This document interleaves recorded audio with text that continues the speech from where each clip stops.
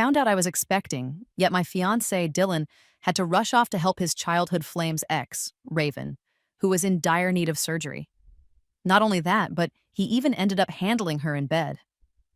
I felt so betrayed that I decided to go through with an abortion and even prepared 3 little gifts for him as payback. Later, as the night wore on, Dylan was tormented by nightmares he just couldn't shake, and I couldn't help but let out a quiet chuckle. Dylan, you've totally earned this, I thought. At a celebration meant to mark our anniversary, Dylan raised his glass at me with an affectionate grin.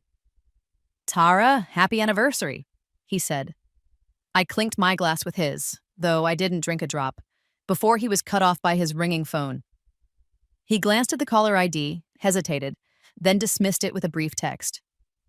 Tara, what did you want to say? I asked, noticing the screen. It turned out it was Raven calling, and my stomach churned. I'd planned to share my pregnancy news with Dylan once I felt better, but now his smile hinted that he was keeping secrets. The phone rang again, insistently this time, and with a pained expression, Dylan answered. Almost immediately, he jumped up in panic, knocking cutlery to the floor with a clatter. The speaker blared Raven's gentle voice. Sorry, Dylan, for ruining your anniversary with Tara, but I'm really feeling awful. I need to get to the hospital. I'm all alone and need someone by my side. His explanation was sincere enough. After all, Raven was Dylan's childhood sweetheart, and their families had always been tight. Before I could even react, Dylan grabbed his car keys and bolted out the door. I'm sorry, Tara. I'll make it up to you later, he mumbled, leaving me in a restaurant packed with couples and prying eyes, where even the food tasted bland. When I got home at 10 p.m., Dylan still hadn't returned. I checked my phone, nothing from him. Then, moments later, I saw an Instagram update from Raven. A photo of a hospital corridor featuring a tall figure waiting in line captioned, Feels like going back to those days. Whenever I need you, you drop everything and come to me. I stared blankly at the screen. Raven wasn't just Dylan's childhood love. They'd even had a fling back in high school. Back then, I was nothing more than a secret admirer of Dylan. Later on, when we both got into the same college, Raven's grades had suffered, so she and Dylan settled for a long-distance thing. During our sophomore year at a club dinner, while Dylan was smiling and drinking steadily, he suddenly blurted out, Tara, have you been crushing on me in secret? Want to be my girlfriend? I was over the moon, even if his sudden confession seemed a bit off. Over time, Dylan also comforted me during some pretty dark days. I was tutoring when a lecherous parent harassed me, and in my panic, I ran until I finally broke down in tears. I called Dylan, and without hesitation, he rushed over, coaxing me to stay in a busy place. He even treated me to a hot chocolate and drove me to report the incident to the police. Later, at the station, I learned he was burning up with fever and needed injections at the hospital. The moment I called, he dashed over with a needle in hand. I was touched and felt guilty all at once. And as he ruffled my hair, he promised, You're my girl, no matter what, I'm always going to be there. But now it felt like I was the one being left behind. At around 5 a.m., Dylan returned home. Seeing me sitting on the couch, he looked a bit awkward. Tara, can't sleep? He asked, noticing how cold my hands were.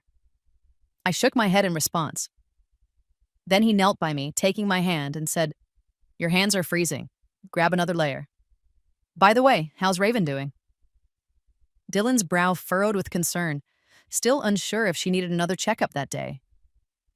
I'm going to drop by the hospital after work, I replied.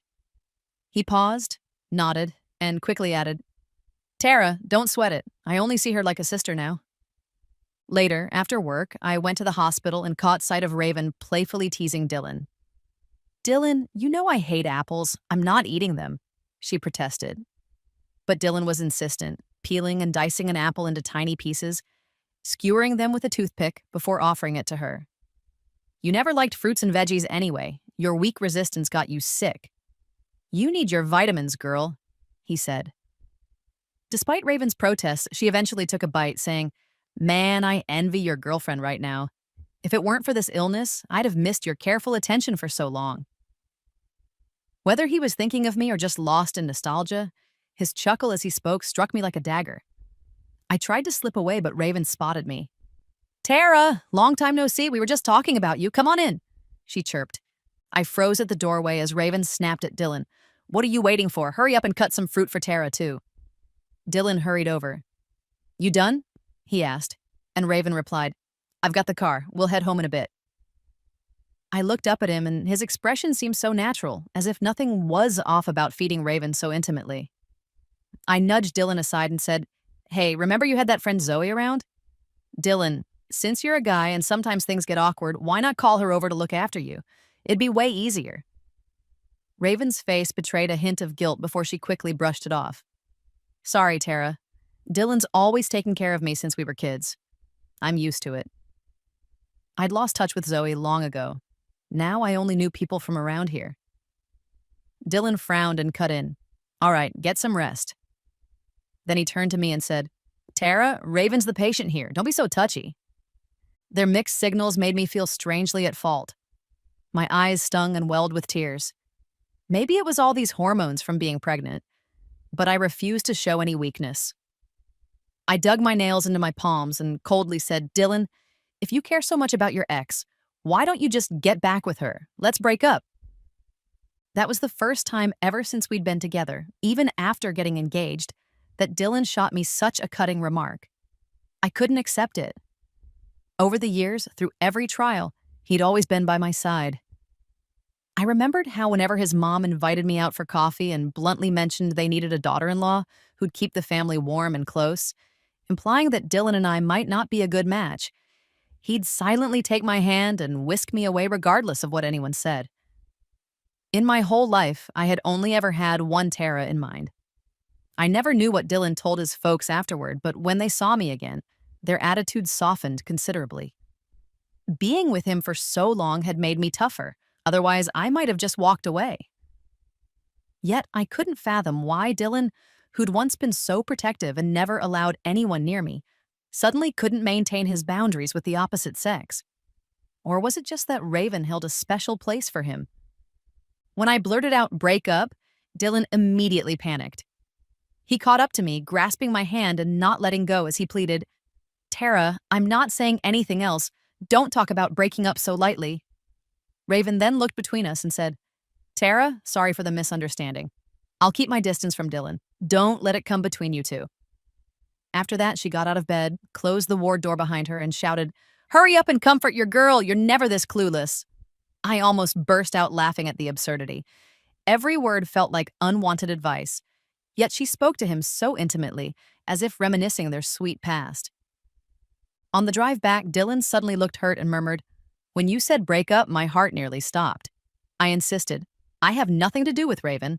I stopped caring about her the moment she had her surgery. Suddenly, I realized I'd never noticed this other side of Dylan before, probably because Raven had been off the scene since we started dating. I sat silently in the passenger seat as he tried apologizing, but I couldn't bring myself to reply. Growing impatient, he snapped, Can you stop making a fuss, Tara? Why are you competing with a patient? Should I just ignore her so you're happy? Before I could answer, a stray dog darted across our path and Dylan slammed the brakes. I lurched forward, my heart tightening, and then turned pale and nauseous. I rolled down the window, leaned out, and vomited. Dylan quickly patted my back, offering tissues and water, asking, Tara, you okay? Is it your stomach acting up? I wiped away my tears from vomiting and couldn't help but chuckle darkly. Here I was, the pregnant one. And Raven was the patient. Regardless of what ailment Raven had, it wasn't caused by Dylan. I was his fiancé, the one he was meant to care for above all, yet he'd been off chasing old flames. Maybe it was just some dinner-induced food poisoning. Before we reached home, Dylan helped me settle onto the sofa and went to fetch my usual stomach medicine from the cabinet. As I took it, he headed to the kitchen.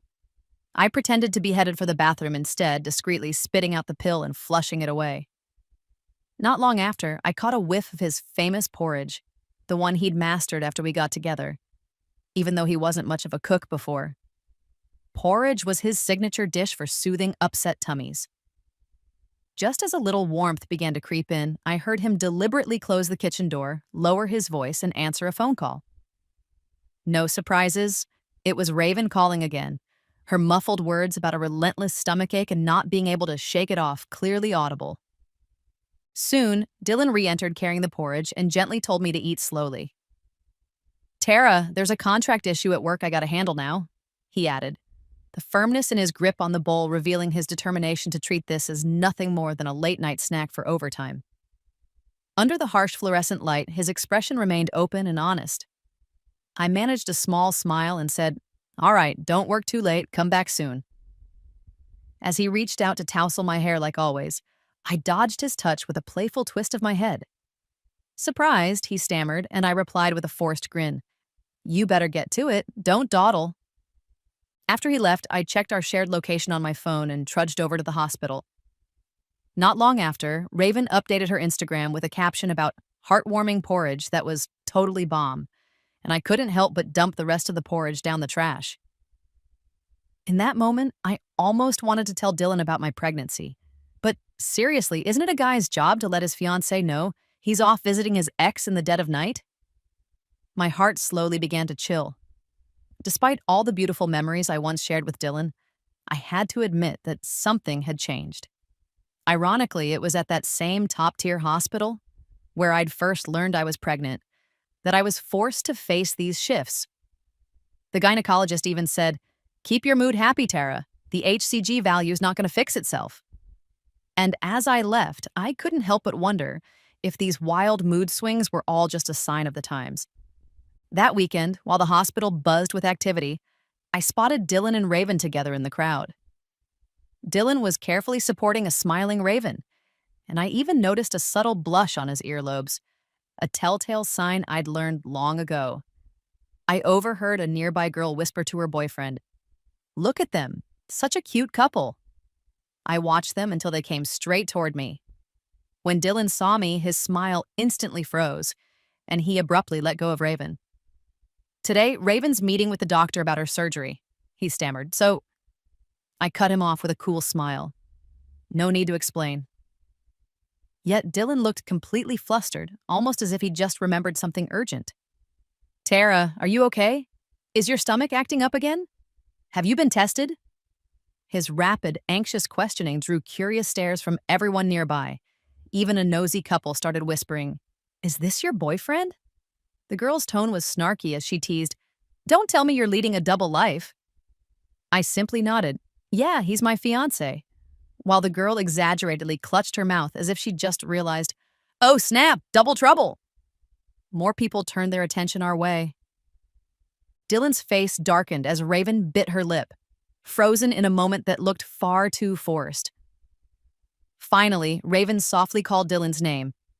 "Dylan, I'm feeling really off." Her face was pale, with beads of sweat that weren't fake at all. Instead of rushing to her aid as before, Dylan glanced at me. I managed a smile and said, "How about we call a nurse?" Instantly, Raven's eyes filled with tears as she looked at Dylan, her voice trembling. "I'm gonna head back to rest. Dylan, you better not come after me post-surgery or Tara's gonna get the wrong idea." With that, her slender figure faded into the crowd. Dylan didn't follow. Instead, he squeezed my hand tighter, almost painfully so. Later that night, Dylan set a lavish table full of mouth-watering dishes. "Tara, once Raven's surgery is done, I promise I won't ever see her alone again. You can't forget about her, right?" He paused, then solemnly declared, "Tara, you're my future wife. I only love you." I managed a non-committal smile, thinking, man, a liar's got to swallow 1,000 needles. After Dylan dozed off, his phone lit up again. Likely from the stress of work and all the Raven drama, I quietly snatched it up. I was checking my messages on my birthday when a text from Raven popped up. "Dylan, guess what I was thinking about in the hospital lobby today?" Her message continued. "If we hadn't split on the second day of sophomore year, would you be able to take care of me properly now? I'd never be seen as a shameless homewrecker." I was stunned. It took me back to that chilly night when Dylan first confessed his love during a club dinner. I felt like I'd been plunged into an icy cave. Even though I knew Dylan was with me because he'd broken things off with Raven, I never expected the gap between the two relationships to be so damn short. Or maybe Dylan had chosen me just to spite her from the start? As I stared at the message, my heart sank a little more with every word. I set the message back as unread and stayed awake until dawn. The next morning, Dylan woke up and gave me a peck on the cheek, saying, "Good morning, Tara." I couldn't hide the disgust bubbling up inside me. His face changed immediately as he tried to speak, but I interrupted. "I'm not feeling well. Can you take me to the hospital?" Dylan obliged, driving me to a different hospital. Apparently, news of our 7th anniversary had passed for over a month, and the father of my child had finally gotten wind of our happy celebration. I watched him eagerly declare, "Tara, I'm so stoked. You know I've always been into kids and I really want our family to grow." I remembered Dylan's little sister, whom he adored, who sadly passed away before she could even speak. When Dylan convinced his mom to accept me, he'd mentioned, "If little Emily were still alive, she'd be about your age now." His mom had then said, "You've already lost one sister. Why treat another girl who's lost her parents any differently?" From that day on, Dylan's mom treated me with a whole new attitude. Later, the doctor reminded Dylan, "Pregnant women need extra care. You're the baby's dad, so you better step up." Dylan nodded quickly, but his phone rang once more. He hesitated, then declined the call. "I was being generous. Is that Raven?" "Why didn't you answer? What if something happened to her?" Dylan flashed a forced smile. "We'll talk later. Right now, you and the baby come first." I couldn't help but feel that it was all ridiculous. Like, is a 7-year fiancé really less important than an ex? Dylan even told Raven that he'd send a female assistant to take care of her in the future. When Raven got wind of my pregnancy, her fragile smile nearly crumbled. As her surgery date neared, Dylan scoured for a doctor, and finally, Raven dropped the act of being civil with me. "Using a baby to tie a guy down? Seriously, is that your move?" I snapped. I ignored her sarcasm and patted my belly with a wry smile. Compared to Raven, sticking with someone else's fiancé is way more low. Raven smirked and added, "Dylan and I have been childhood sweethearts. Our first love, Tara." Let's see, who really holds the top spot in Dylan's heart? "I don't give a hoot about Raven's tough talk," Dylan retorted. "As an orphan, I craved a warm family, so I just want to give the baby a complete home. As long as I can hold on to some decency, I could even forgive you for the kids' sake." Then he added, "But as for me, I no longer trust you." On the day of Raven's surgery, after a long pause, Dylan finally said, "Tara, please believe me. This surgery is kind of risky. I'm worried, even though we've been pals for ages." I looked at him coolly and said, "You can go. Just remember what you promised before." Dylan then wrapped me in a tight hug and whispered, "Tara, I belong only to you. We have a baby on the way. We're going to be happy." He added, "Raven's surgery went off without a hitch, and I've arranged for the assistant to keep an eye on her from now on." Later that evening, while deciding what to eat, Dylan asked, "What do you want to chow down on tonight? Should we hit a restaurant, or should I whip something up?" I checked Instagram and saw Dylan had posted a story celebrating Raven's surgery success. Before I could reply, an email notification popped up. It was from some stranger with a single recording attached. The text read, "Tara, this is what you wanted." I hesitated a moment, then played the recording. It was Raven's voice. "Dylan, the surgery's in a few days and I'm kind of scared." Then came another familiar voice. "Don't worry, it's just a minor surgery. I'll be there with you." After a few moments of silence, Raven continued, "Dylan, is it really over between us?" Dylan fell silent for a moment, his voice turning hoarse as he said, "You were the one who didn't want me first. And besides, Tara's carrying my kid. I gotta be responsible." "Responsible?" Raven pressed. "Just a duty." "So, do you still have feelings for me deep down?" Raven asked again. Dylan rubbed his forehead and muttered, "It doesn't matter now, Raven. After your surgery, let's just never meet again." But she wasn't ready to let go. "Dylan, you're such a coward. Dare you admit that you still love me?" After a long silence, Raven tearfully pleaded, "Just kiss me one last time, like when we were 16 and we first got together. I swear I won't pester you anymore. I just need one kiss." My heart pounded like crazy, and then Dylan sighed. "What do you expect me to do?" The recording then ended with a series of ambiguous, secretive sounds. I later transferred some cash to the account mentioned in the message and sat alone in a dark office for what felt like forever. The next day, after Dylan dropped me off at work, I took a taxi back to the hospital. The cold instruments probed inside me, and though my mind was eerily calm, my heart felt as if it had been ripped apart. "Why am I the only one taking all this pain?" I whispered to the doctor. "Don't tell my family yet," I insisted. I wanted to break the news to Dylan when I was ready. Soon after, I texted Dylan that I had to leave on an emergency business trip for a few days. He immediately called back with a barrage of questions. I checked into a hotel to rest and recover, and during that time, like any guilty guy who's strayed, Dylan showed a double dose of concern.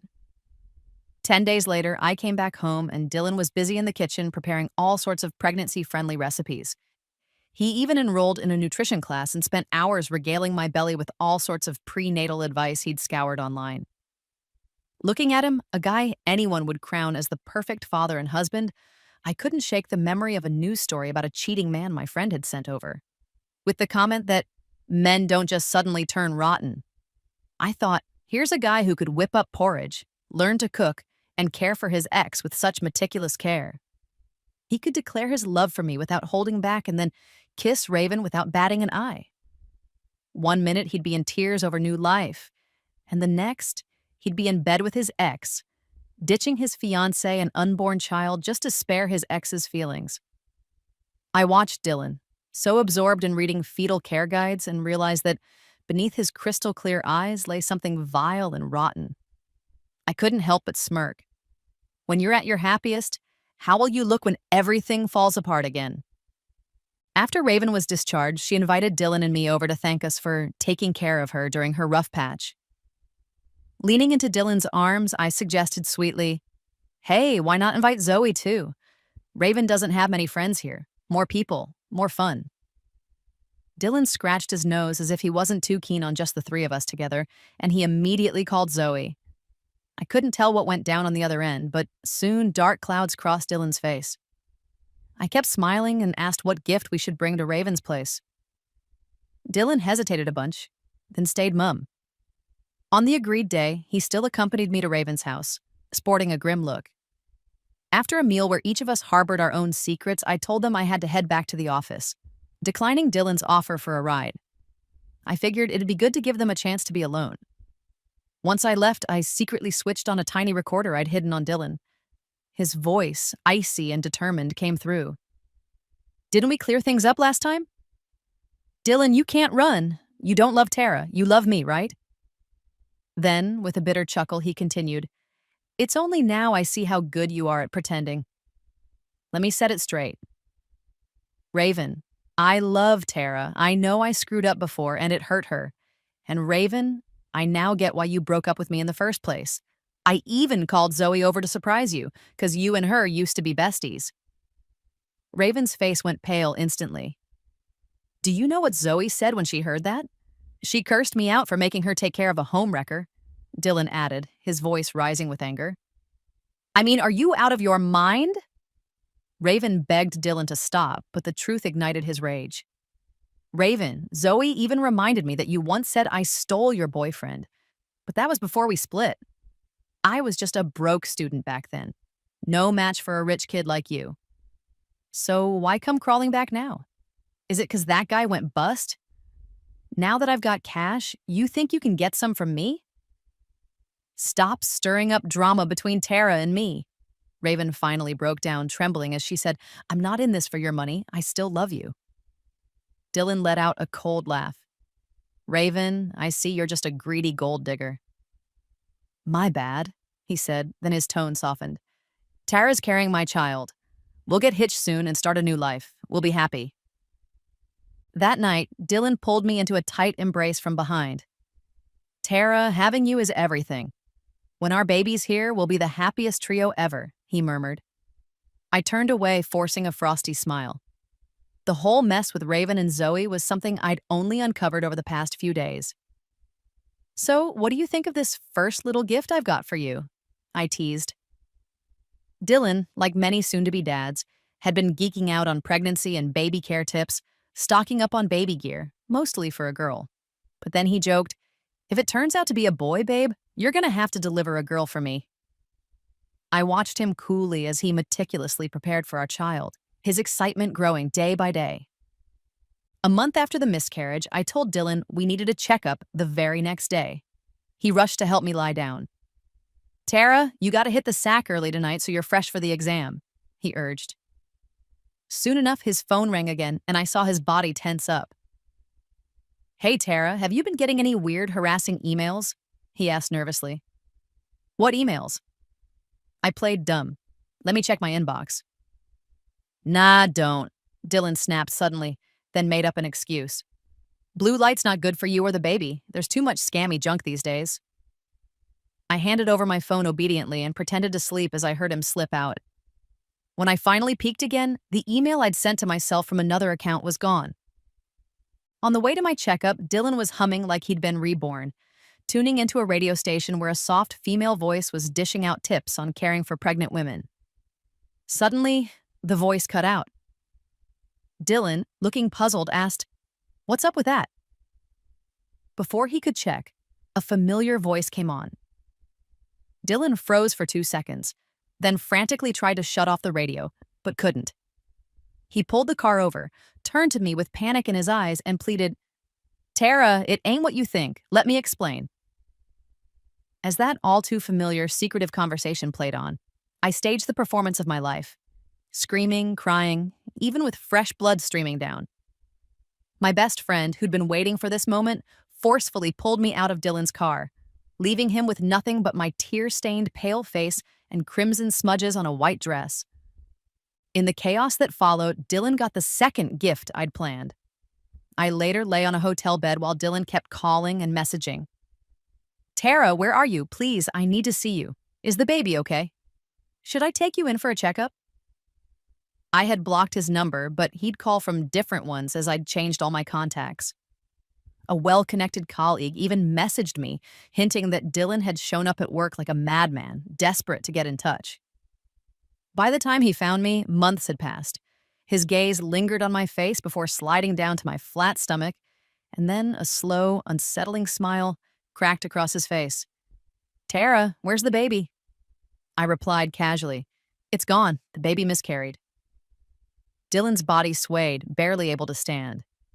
I gave him a cold look and said, "Dylan, do you need reminding of what you did?" He looked pitiful, yet I felt nothing but a deep chill. "You just craved that family warmth and that tender vibe. During your old fling, did you ever think about your fiancé and our child? But what burns me most is not even her. If you didn't want to be with her, you never should have done this, Dylan. You killed your own baby." He opened his mouth to protest, but no words came out. After a while, he buried his face in his hands, silent tears falling as he sobbed uncontrollably.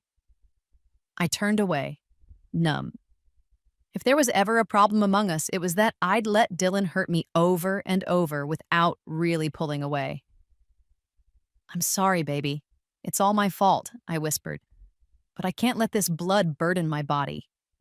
If you still want to be part of my life, you better come to my dreams and tell me it's okay." Not long after, Dylan appeared again, thin, with sunken eyes, and he knelt before me. "Tara, please, give me another chance. We'll have kids. I'll make it right, I swear." He knelt there, eyes locked on mine, waiting for judgment. I couldn't help but laugh and say, "Sure, but you gotta earn it first."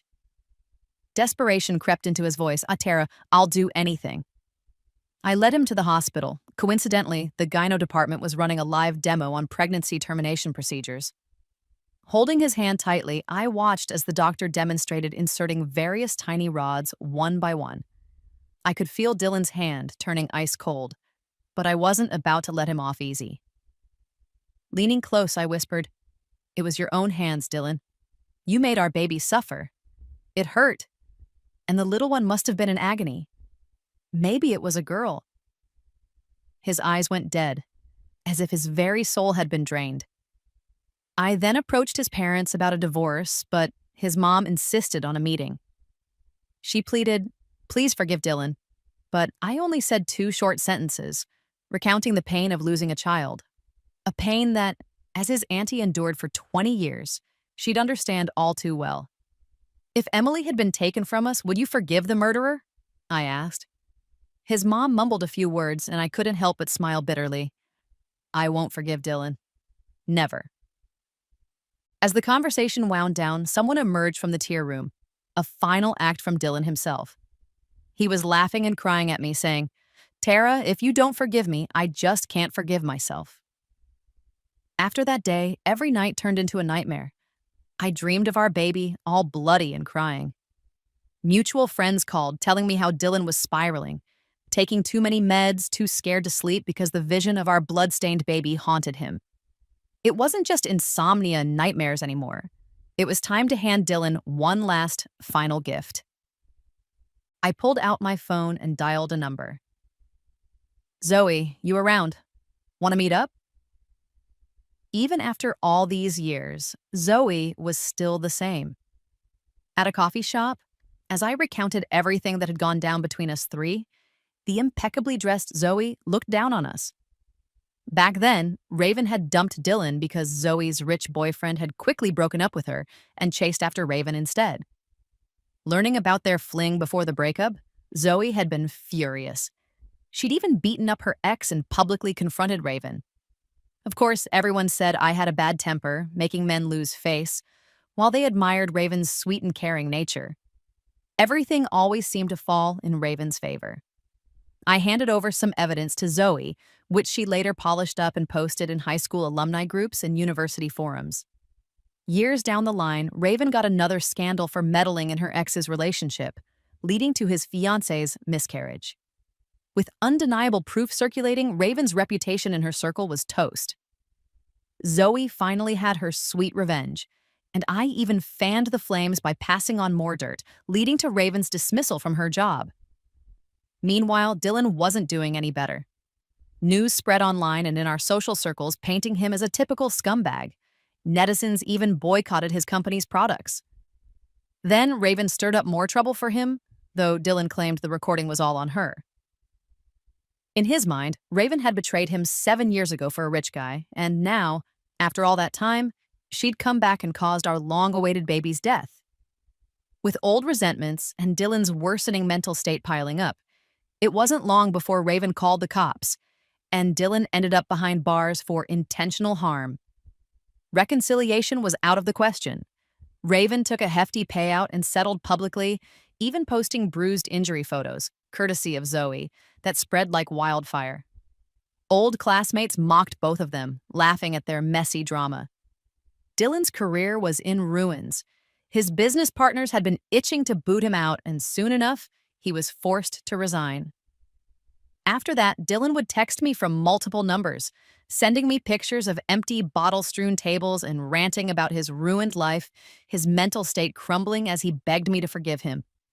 It was almost laughable how his social circle, family, and career were falling apart, all because he couldn't keep to a moral code.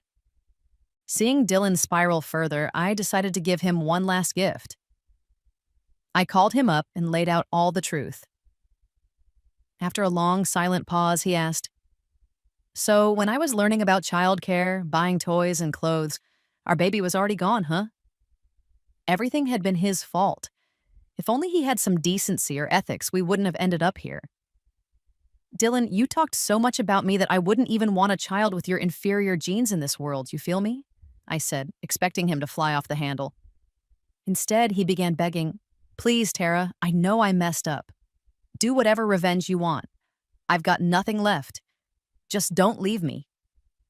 The baby can't come back, so Dylan, we're beyond repair, I stated, and then awkwardly changed all our contact info, thinking that would settle things.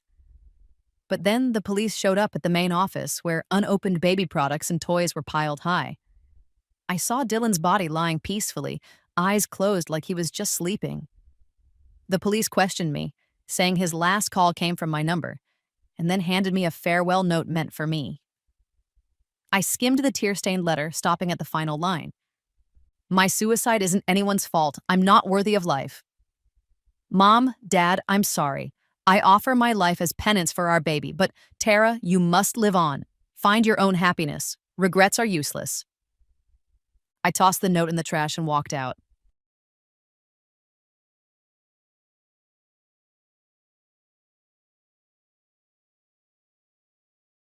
It's called A Beautiful Storm. And it's by Dia. Alex reads out loud. Her voice. I'm starting again. A Beautiful Storm. Alex reads out loud, her voice soft against the storm, the words moving gently through the room. Frankie snores between us in a heap of was-damp fur, sleeping off our storm-rushed potty break. The windows rattle. The lamp keeps its small circle of light.